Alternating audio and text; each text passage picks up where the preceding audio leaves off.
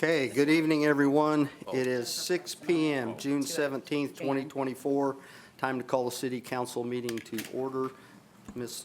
Jones, roll call, please. Mr. Austin. Present. Mr. Shuck. Here. Ms. McGinnis. Here. Ms. Nell. Here. Ms. Price. Here. Mr. Prine. Here. Mr. Taylor. Mayor York. Thank you, ma'am. Mr. Brian Reese, prayer, please. Invite you to join me. Our Heavenly Father, we come before you this evening, thanking you for another opportunity to be here in City Hall and to hear and listen to the deliberation of any business that's going on in our city. God, I pray for wisdom for our council as they make decisions that affect all of us. I pray that you'd help them to make good decisions that are the best for this city and those who live here. Thank you so much for just keeping us safe today. I pray during this heat that you just protect all those that need it, help them to stay safe and hydrated through this heat, and be with all that takes place tonight. We'll give you the thanks for it. It's in your name we pray. Amen. Let's stand for the pledge. I pledge allegiance to the flag of the United States of America and to the republic for which it stands, one nation, under God, indivisible, with liberty and justice for all. You may be seated. Thank you. Okay, we're going to start off tonight with the announcements and public comment presentation of the Police Shield Awards. Police Chief Kirby Cochran. I have two Police Shield medals to present this evening. The first one, just to give you an overview of what the Police Shield medal means for the police department. This medal is awarded to any officer who distinguishes him or herself by meritorious service to the department while acting in a supervisory capacity for a period of not less than 6 months. The service rendered must have resulted in an improved level of operations, noteworthy acts of selfless leadership, or clear evidence of attempts to improve professionalism, morale, well-being, or productivity of officers or civilians under his or her direct supervision. The chief of police is the sole submitting authority of this award. The first one goes to Chris Tillman. Come up, Chris. And we'll ask the deputy chief to come up on this one. And real quick, just to say, as I've been chief for almost 6 years, I've given this award one time, so it's not an award that's given. It's rarely given, as you guys both know. This letter states, and I'll read as quickly as I can, for Chris Tillman. Please accept this letter in recognition for your distinguished and meritorious service while serving as a lieutenant of the investigation commander for Franklin Police Department. Your many years of distinguished leadership in various roles within the Franklin Police Department are recognized and respectfully appreciated.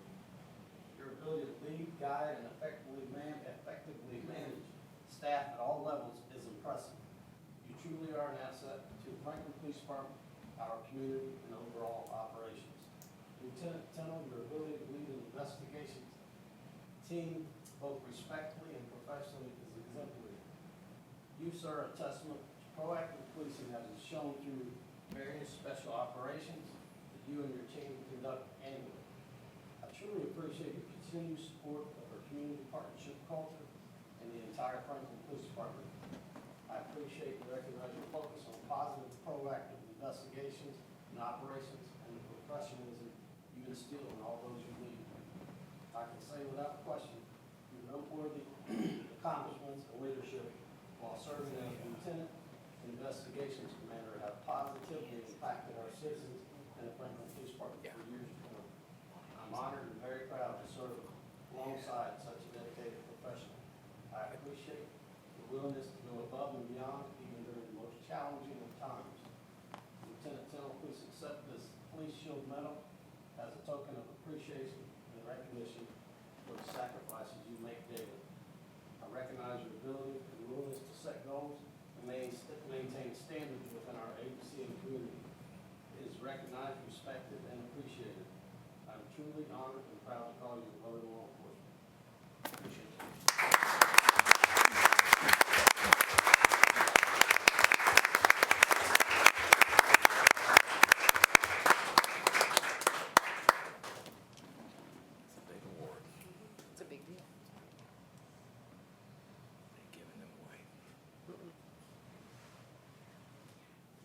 do is gonna take that long to read, I made sure. The second one goes to Deputy Chief Summers, who did not have any idea this was happening.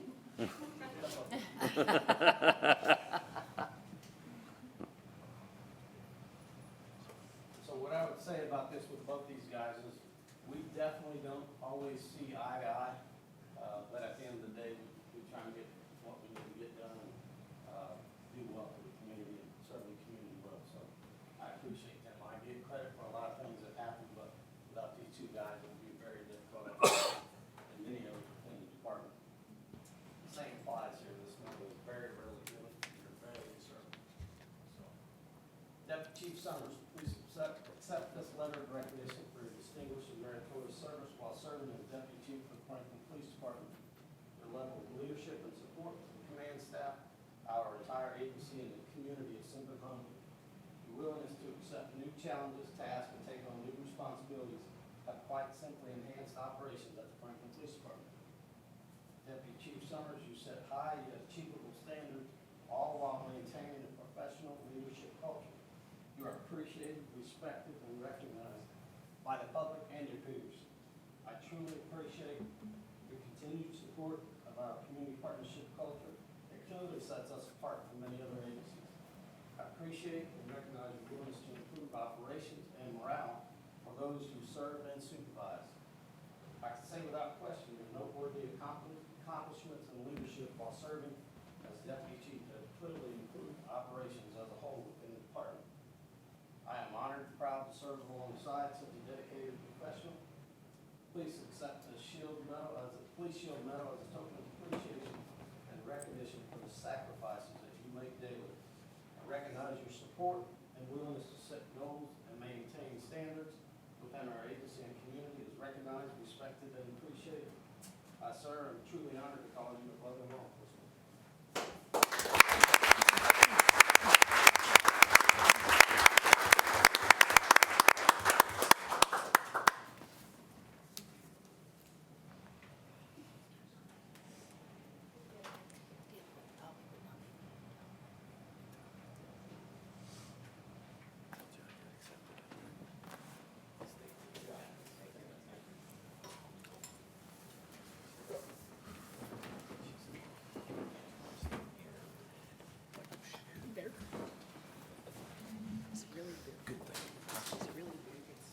So thank you, Chris, Scott. Thank you guys for being good leaders, and thank you, Chief, for showing your leadership there. Thank you. Okay, is there any other announcements or public comment that has nothing to do with the agenda? Seeing none, we will go on to the consent agenda. Move to approve the meeting minutes from June 3rd from the City Council meeting. Second. We have a motion and a second. All those in favor? Aye. Motion carries. Move to read new business by title only. Second. We have a motion and a second to read new business by title only. All those in favor? Aye. Okay, item number 1, approval of budgetary resolution 24-05, transfer from clerk treasurer services to supplies in the amount of $5,000. Clerk treasurer Jan Jones. Yep, this is just what he said, just simply moving from services to supplies, not asking for more. And this is partly me being new clerk treasurer, probably getting a few things in the office. And so next year when we budget, obviously that'll be a little different, and we should not have to move from supplies to services. Or services to supplies, sorry. Okay, and we can act on this tonight, so we're ready for a motion to move the monies. Move to approve. Second. We have a motion and a second. All those in favor? Aye. Okay, item number 2, introduction of budgetary ordinance 24-13, additional appropriations from the JCCF and the fire department grant in the amount of $5,000. Fire Chief Josh Snyder. Good evening. Thank you, sir. Thank you, members of the council. I'm just asking, I wrote a grant earlier this year to Johnson County RMC. We're going to use this grant for, if you allow us to use it for pub ed event, buying stuff for pub ed events, and Project Lifesaver, which is a program that we have at the fire department that we use. It's a tracking bracelet we use for autistic kids and kids that have, usually are runaway kids that disappear without a lot of supervision. And it's a program, it's a countywide program that the little lost girl a couple weekends ago in Amity, if she'd been on that program, we'd have probably had that wrapped up in about 45 minutes. So, because it would have been a Project Lifesaver call out. And when we get a Project Lifesaver call out, there's 6 different agencies in the county that all respond together, and we have tracking devices. And we get 2 to 3 miles out, we turn the tracking devices on and start scanning the area for the receiver on the child, so. Okay, and it's introduction tonight, and it's run through the Johnson County Community Foundation, is that correct? Yes, sir. Yeah, Well, but yeah. it is an REMC, It's Johnson County RMC grant. Okay. So, okay. Okay, it's been introduced. Thank you, Josh. Next item is also introduction. It's introduction of budgetary ordinance 24-14, additional appropriation for EDC fees for the PAAC in the amount of $40,000. Dana Monson. Yes, good evening. This is also introduction. This is for the economic development grant fees that I came before you at your 2 meetings ago to ask that you award these to the 3 different entities. The Public Art Advisory Commission was one of those 3, so this is introduction for the ordinance to accept those dollars for the commission. They will be used for the Veterans Alley, which is over by the Elks, and for this intersection right down here at Monroe and Jackson Street for art at both of those places. So this, again, this is introduction only. Okay, thank you, Dana. Appreciate it. Okay, next item, approval of budgetary resolution 24-06, ratifying the Board of Works approval of the transfer of funds from Fund 4414 to Fund 3322. Clerk Treasurer Jan Jones, and again, we can take action on this one tonight. Yeah. Madam- I'll start and then. Okay, thanks. Lynn can finish up. So again, we are simply moving money from sewer bond proceeds to sewer debt service reserve. After bond counsel and our financial advisor took a look, I don't think that's quite, took a look at, we just didn't have enough in the reserve as far as how we set up the contract when it first starts, the bonds first started. We should have $341,750. So moving this amount will get us to the amount that we need in that reserve. Thank you, Madam Clerk Treasurer. And Jan's office found this in conjunction with our financial advisor, who's happened to be sitting out there. Typically, you don't see anything dealing with the sewer budget. As you know, that is part of the Board of Works obligation to do that. This is probably a little bit of me being overly cautious, but because the city council did initially approve the bond that serves to be the source of these funds, in speaking with the clerk treasurer, when she said we needed to fund it, I said, why don't we go ahead, get the Board of Works to tell us to go ahead and move it, and then get you folks to ratify it, because technically, some of you weren't on the council, but the council is the one who approved the bond issue. So, again, probably a belt and suspenders, but doesn't hurt to share more information with everybody. So we're just asking you to ratify what the Board of Works has already done since you approved the bond initially. Any questions? If not, I think we're ready for action. Move to approve. Second. We have a motion and a second. All those in favor? Aye. Oh, I said aye. Why did I say aye? I don't get a vote. Thank you, guys. Okay, next item, request approval of budgetary resolution 24-07, transfer for the city's portion of the 2024 Community Crossings Grant Part 1 in the amount of $888,753.47. What that is our portion of the grant. The state has not sent their part yet. We look for that to happen in the next month, I think, Mark. However, we wanted to go ahead and start our process of getting our part there because the contractor has already started the 2024 construction, and we think they'll probably start sending some bills in the next 2 or 3 weeks. So we wanted to be able to have funds to pay for that part and not wait until we get this state's part of it. So this part here, we can take action tonight, and you see where we got the funds from, which is the MVH restricted, which that means that's all we can use the funds for is for road work. That's restricted to the road work. And then we have a Lowit special distribution that gets sent out once in a while. Whenever we have funds that did not make it to us, we can use that. And the other part of it to get our match comes from the MVH 400 series. That's part of our regular budget. So it's funds that are already there. We're not asking for the funds again. We're just rerouting those funds to pay for our community crossing. Is there any more questions on that one? No. Then we're ready for action on that one then. Move to approve budgetary resolution 24-07. Second. We have a motion and a second. All those in favor? Aye. Okay, any opposed? Okay, well, hearing none, we'll go on to the next item, which pertains to this one, to what we just approved. This one is introduction of budgetary ordinance 24-15, which is asking permission to spend the 2024 Community Crossings Grant, Part 1, in the amount of $888,753.47. The money we just appropriated into that account, and now it takes 2 meetings to get permission to spend it. So, did I hit that one right, Jan? Yes. Okay, so this one is introduction only tonight. We'll consider that introduced. That gets us to the next item, tax abatement request, Community Development Specialist Dana Monson. And while she's walking up, this one here, we can take action tonight on this one.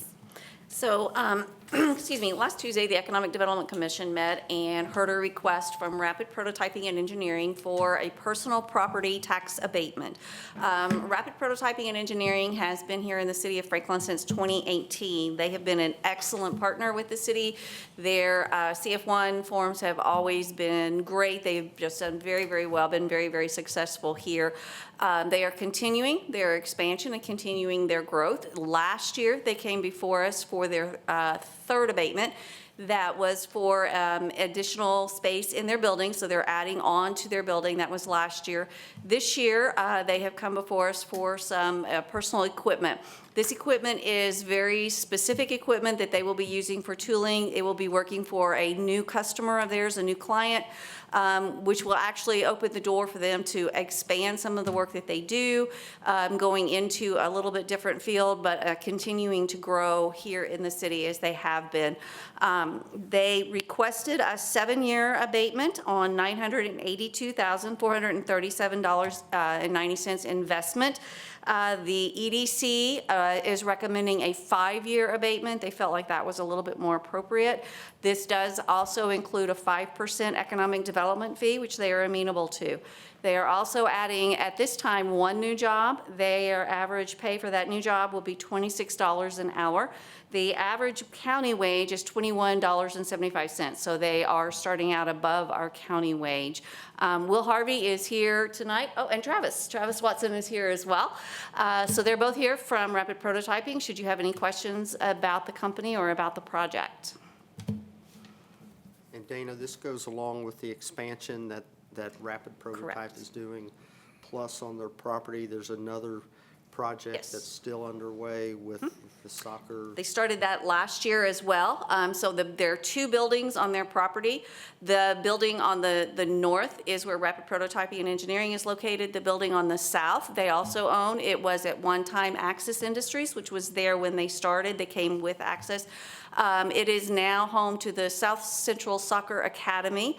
That is an expanding and growing program as well that seems to be doing very, very well in Franklin. And they will be, as part of this overall expansion, they will be putting in a soccer field for practice.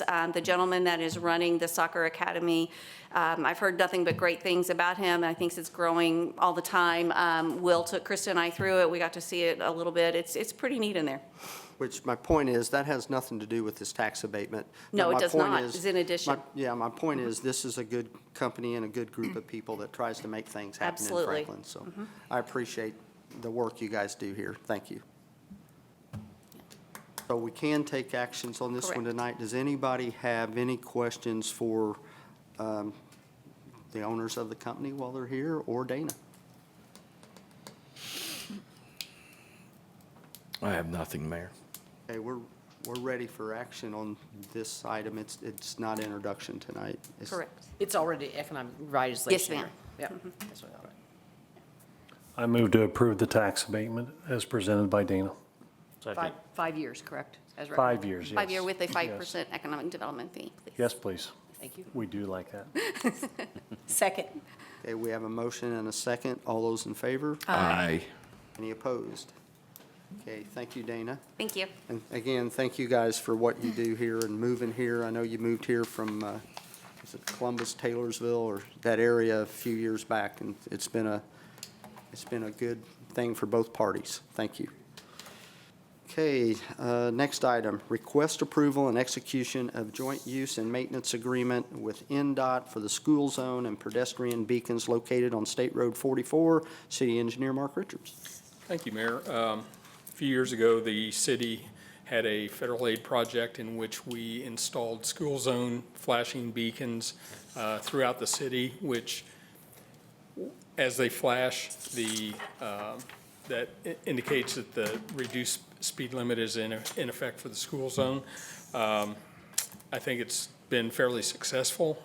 It does help with informing drivers when they should be abiding by that school zone speed limit. Also, a couple years ago, we installed the pedestrian crossing signals near Creekside Elementary and Custer Baker Intermediate School. All of these devices are within NDOT right-of-way out on State Road 44. We're going to be installing new school zone beacons. NDOT owns the existing beacons in that location. They're going to remove those. We will install new beacons that we have in stock. This allows us to be able to program the beacons remotely and troubleshoot remotely whenever there's a problem. Say if a lamp goes out, we get an email notification that tells us that. This joint use and maintenance agreement memorializes our obligations and NDOT's obligations in order to have our equipment in their right-of-way. Some of the high points I'll go over briefly. One, NDOT will remove the school zone beacons at their cost that are existing. Then the city will go out and install the new beacons. City's responsible for cost of maintenance and any upgrades. The city must provide 10-day advance notification of any work that could impact traffic flow along State Road 44. The city must submit an annual maintenance plan for approval, and the city must obtain a permit for work in the right-of-way. We've already applied for and received that permit from NDOT. So the Board of Works considered this at their meeting 2 weeks ago and approved the document. NDOT is asking that the council also approve this, and then at that point, we'll send it off back to NDOT, and they will give the final approvals on it. So I'd be happy to answer any questions you might have. Lynn, wasn't there some verbiage in this that you were kind of taken back by? No, just to point it out, and thank you for asking that, because we discussed this at the Board of Works meeting the last time. As is typical for these types of agreements, and sometimes I have concerns about, and I think that's what Councilman is talking about, is a hold harmless agreement where the city is responsible if anything should happen, then we have to hold NDOT harmless from any liability associated with it. Unlike when we're dealing with a private contractor where that really causes me some concern, NDOT is also subject to the same limitations of liability that are within the Tort Claims Act. So us holding them harmless is a lot less exposure than it would it be if we were holding, let's say, some utility company or some non-government entity. So thank you for pointing that out, because it is in this agreement, but I think it's an acceptable risk. And the other points that I had were, Mark was kind enough, he always sends them to me ahead of time, and then I wrote back to him and say, just points to remember, and he just went through all the other ones that we did in our email exchange, so. Thanks for asking. So you said that they're going to remove something first? Yes, the existing beacons that are, the school zone beacons, they're going to remove those. Those Yeah. are NDOT property. Then we will have the street department go out and install our new beacons. Before school starts, and you're going to coordinate that, so. So long as NDOT's able to get their beacons removed before school starts, but Okay. it should be a fairly simple process. You'll be in right behind them then, Yes. of course. Thank you. Okay. This one's also ready for action tonight. Make a motion to approve. Second. A motion and a second. All those in favor? Aye. Any opposed? Thank you, Mark. Thank you. Okay, next item, presentation of tax impact for annual presentation to taxing units. Jeff Peters and Community Development Director Krista Linke.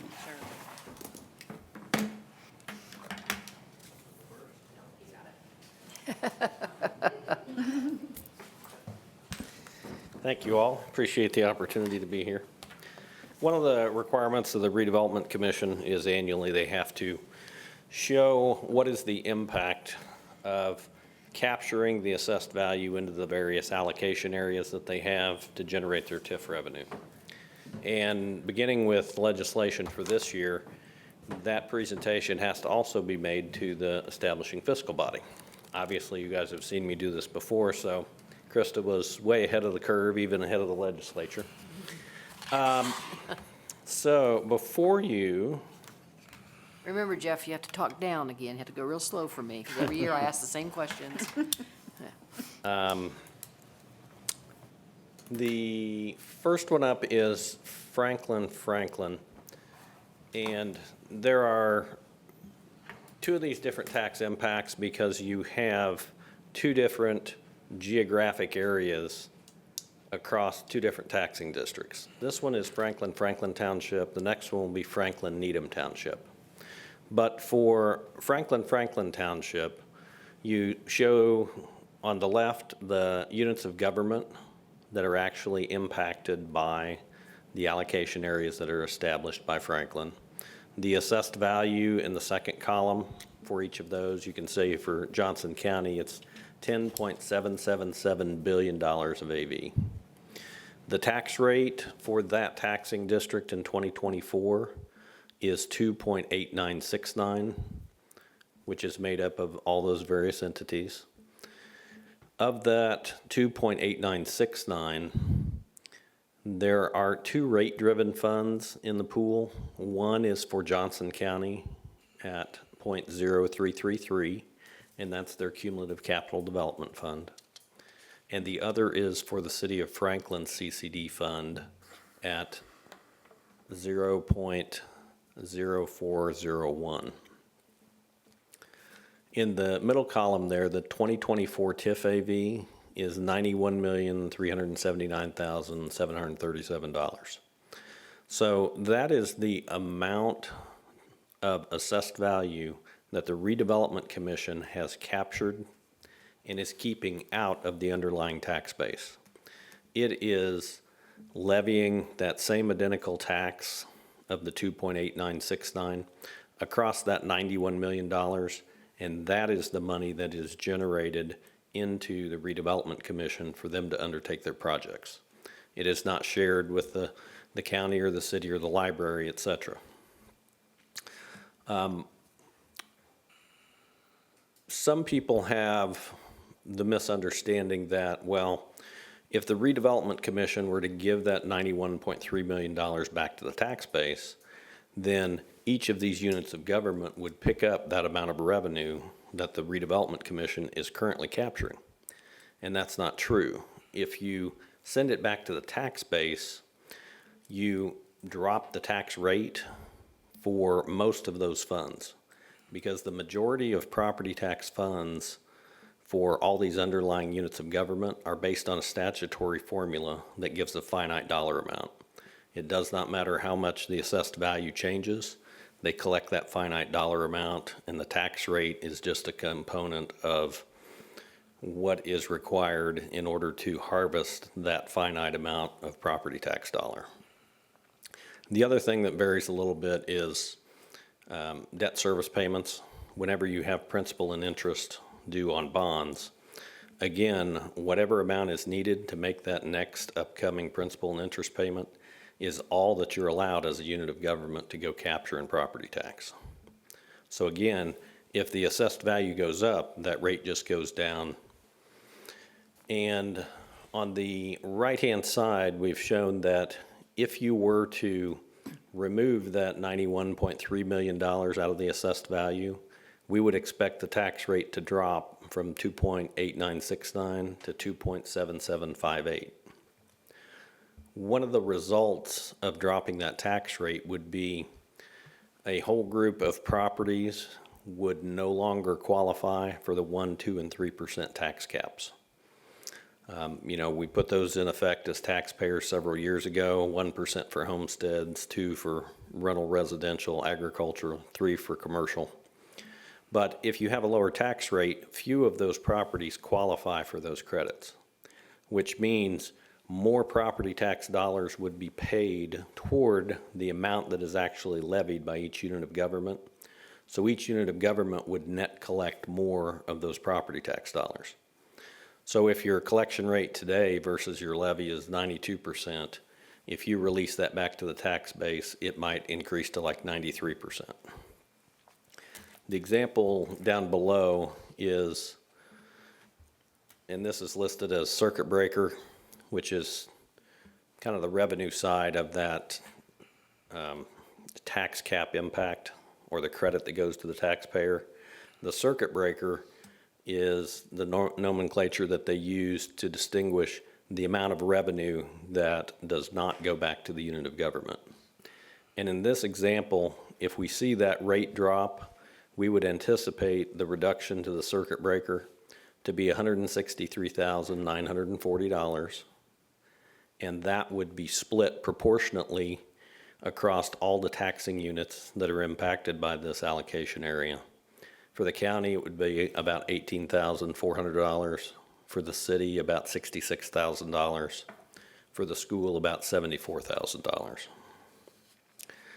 In the bottom section of this worksheet shows for those two rate-driven funds, the CCD fund for the county and the CCD fund for the city. If you released that $91.3 million back into the tax base, you as the city would get to levy that 4 cents on that $91.3 million and collect more money. Same with the county. The other thing that happens with the implementation or the imposition of each dollar of property tax is you get piggyback taxes on top of that in the form of financial institutions tax, which is based on bank personal property. Vehicle excise tax is the biggest component.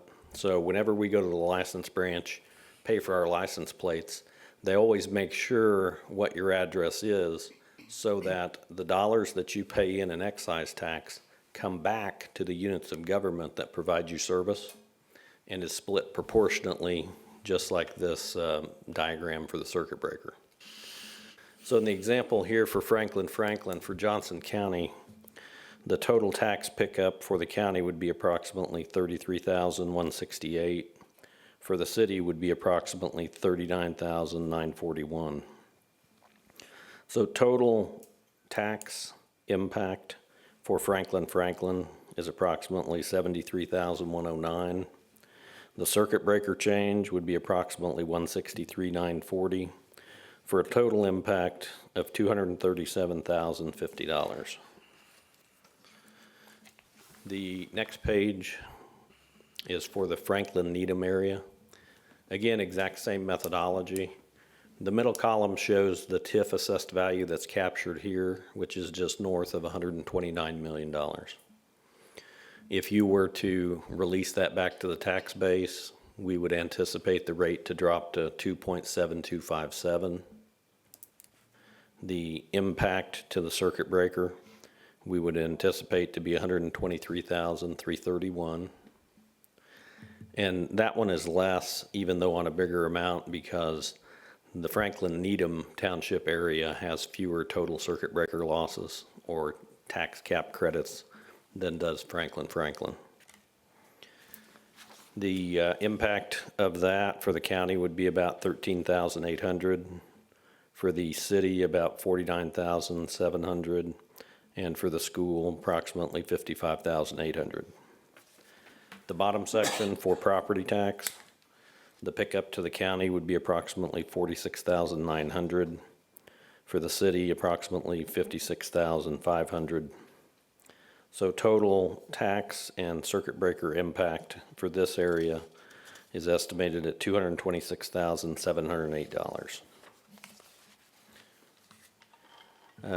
Next page is the combined you can look at for Johnson County. It's about $112,000. For the city, a little over $212,000. For the school, approximately $130,000. Total all-in impact for all these units of government is $463,758.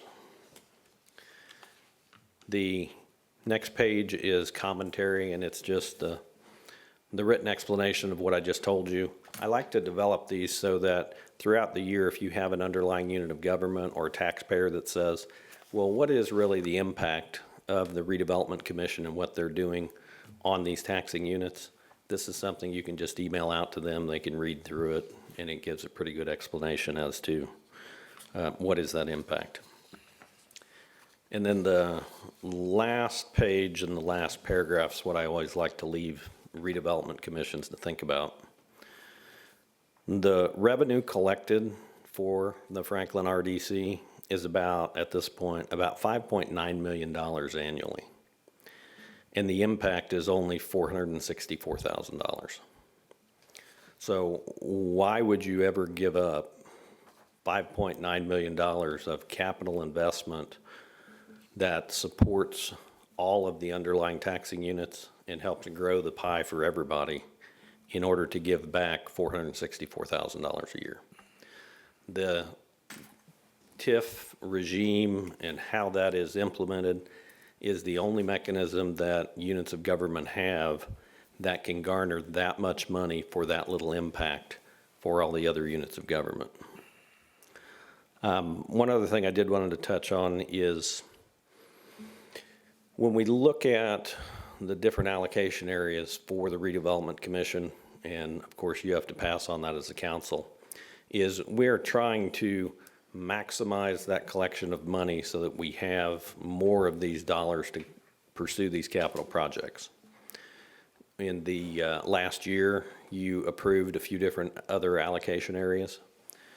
One other component that is sometimes available in these allocation areas are personal property taxes for depreciable business property. Just like the abatement that you were talking about previously, you can capture personal property in certain circumstances the same you can as is for real property. It can't be retail type property like the Kroger or the Meijer, but it can be for manufacturing, logistics, distribution, research and development, things like that. So we always try and remind people to look at the different companies that are coming to you and consider capturing that personal property as well, because it may mean a lot of money to your revenue stream.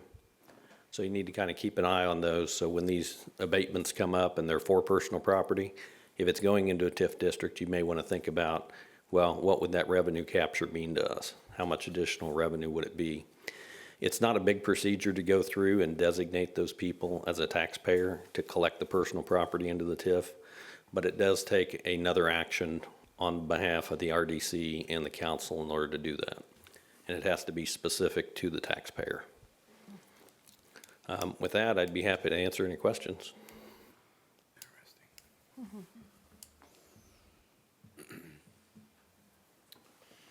Take your chance here. Jeff doesn't come too often, so. Is there anything else that's coming down the pike that you're aware of that they're working on to increase what we are doing right now? No, it's more of, monitoring what's coming, when it's coming, specifying specific areas that we think are going to develop. The other thing, though, timing-wise, you have the ability to actually look back. So any new allocation area that you would establish this year, if you get it established by December 31, the base date is the last assessment date, which would be January 1, 2024. So if it was a farm field on January 1, 2024, it's assessed at farm value. If they construct the building during the year of 2024, as long as you get it established by December 31, you get that base agricultural value for the field, and then everything that is the incremental growth is collected into the TIF district. So you're not on a timetable where you have to act immediately unless something slips through or something goes in late in the year that you think is going to dramatically change that base value on January 1. So Jeff, I think I want to say it this way. I know that everybody and all of us, we care about the schools, and I think the school's on the same page as us with the conversations I've had, that it looks like, well, we're taking money from the school, but actually whenever we get the TIF dollars and we manage that right and the assessed value goes up, the schools actually in the end make more money than if we didn't have the TIF area. Is that correct? It's probably one step removed from that. The biggest revenue driver for the school are students and seats. So roundabout way of that, yes, if we're adding investments that are producing jobs and those people who work those jobs want to live and locate in Franklin, and we continue to have the residential development that you have, those things are driven, I think, a lot by the jobs that you've created here. And that is what benefits the school most of all. Okay. The assessed value helps with their tax rate and things that they want to finance, but the biggest part of their operational budget is funded by having additional students, which you guys have promoted significantly. Thanks, Jeff. Thank you. I just wanted to add a little bit about, Jeff touched on the personal property. And we have a couple specific projects that we collect that on now. There's, I think, one or two. But I would probably argue, and I don't know that we've ever done the numbers or ran the numbers, but for what those taxing entities are not getting in taxes by the TIF districts, they are getting probably several times that in personal property revenue that they wouldn't be getting if these projects didn't happen. Mm-hmm. And we use those TIF funds to build the roads and extend the sewers and do all the things so that these projects happen. So I do feel like we've been very good stewards of sharing that revenue in that regard, where we collect the real property TIF and the personal property goes to all the other taxing entities. So there is other funds that are being generated by these projects that they are getting the benefit of. And I would, maybe we'll run the numbers one day, but I would definitely guess that they are, I don't know if you would agree, but I would think that that is a lot more than $463,000 a year, so. And in all likelihood, I always go to your last page. If I give you $463,000, you'll give me $5.9 million, right? Deal. But in all likelihood, the taxpayer's not gonna save money either if we didn't do this, because they're not gonna get their caps that they normally do. The taxpayers? Yeah, the taxpayer, yeah, that's correct. Yeah, the taxpayer would pay less if you were to release it back into But not with the tax base, except for those at the cap. the caps, Yes. because those caps would, which is the residential people that we're really Yes. concerned about. So, yeah, and again, you have those winners and losers out of that bag. But yeah, all of those above the cap, all those that would remain above the cap, it would be completely invisible to them. Right. Because they're not. Because of the nature of their They're at their business. 1%. But for the others, it wouldn't. Yeah. Yes. One other point I wanted to add too about if capturing a certain area or capturing personal property is a thought that you want to consider. You only have the one opportunity to capture that base when it is low. But every June 15th, the Redevelopment Commission gets to decide how much of the assessed value of this $200 million that they keep, or they can allocate it back to the underlying taxing entities. So I always tell people, if it's something that you would consider, go ahead and do it now if you have the opportunity, because each year you can decide to give it back. Or you can give it back for 2 years and then take it for 3 years because you're gonna do a project and then give it back for another 3 years. But you'll never have the opportunity to claim it again at its base rate if you let it be imposed without being captured. Interesting. Any other questions? Jeff, this might, well, it has to do with taxes. Are we losing homestead exemption this year? Is it 2024? Is it homestead exemption going away? Not to my knowledge. The legislature addressed homestead and the amount of the supplemental homestead deduction. They actually ramped it up for '24. Okay. Previously, it was 35 or 45,000 plus 3,000 for a mortgage. So I believe it is $48,000 for a homestead deduction, and then it's 40% of the remaining amount to reduce your homestead AV, where before it was 35. So they raised that up from 35 to 40. And then for next year, they're going to cut it back to 37.5, and the year after back to 35, where it was in '23. And this is in response to the large assessed value increases we saw in residential housing and those taxes to try and take some of that sting out of it. Thank you. Thank you. Jeff, can, in your professional opinion, you think the city's in good hands? You think our stewards of the money that we're spending and that we have in the bank and so on for you being our financial person, do you think we're headed in the correct direction? I do. I think you're in great shape. You've got great cash reserves, just like we had that discussion, last year about should we finance the active adult center or should we utilize our cash that we've continued to accumulate and add to on hand? And it makes sense for you guys to go ahead and pay cash for that. Not every community has that opportunity. So I think that's a good show of your stewardship of public dollars. The capturing again of these TIF districts, it will give you a lot of flexibility on all the capital that you need in order to finish out your development and however big your community is going to get. Again, a lot of communities don't have that type of development, but by you capturing it, you'll have the control and that option as a redevelopment commission and a fiscal body to say, hey, we're going to utilize all this until we get to a certain level. Then you can let it go back, or you can start to buy down any sort of debt that you might have.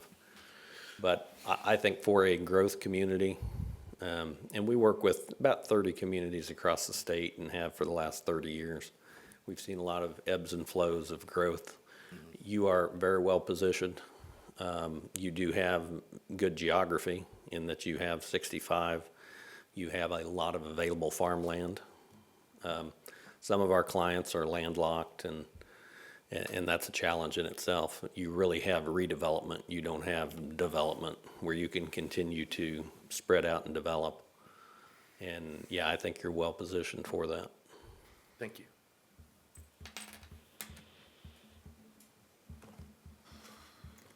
Anybody else? Jeff, thank you. I think it was Thank you so excellent much. Take care. job. Thanks. Thank you. Thank Thank you. you, Krista. If you want to hear that again, it'll be at the RDC meeting in the morning at 8. Nan gets to, and, well, Josh won't be there, but I think we'll probably get hear to do it. this again tomorrow morning. Yeah, we'll hear it 2 or 3 more times, Yeah. right? Okay, there isn't any other business, so we'll go into council member comments, and we'll start down here with Jennifer. We started with Josh the last time, so I have nothing. nothing? Thank you. Irene? Oh, nothing for me. Nothing tonight. Thank you, Todd. Ken? I don't have anything, Mayor. Thank you. Ann? No, thank you. Josh? Well, I do. Good. No, I just wanted to express comments that I've heard from residents around the area with the new sidewalks down Jeff Street. People are in love with them and love that we look forward, to different ways to improve the community and everything. Thank you, Josh. Yeah, that's been a good project that we started, and I think, Mark, we said tonight, was that 2019? Yeah, so I think Kenny and I, we were talking about that way before then, but we finally got started in 2019, so thank you. Jan, do you have anything? Lynn? No, sir? And I have nothing as well. Thank you all. Need a motion to adjourn. So moved. Second. All those in favor? Aye.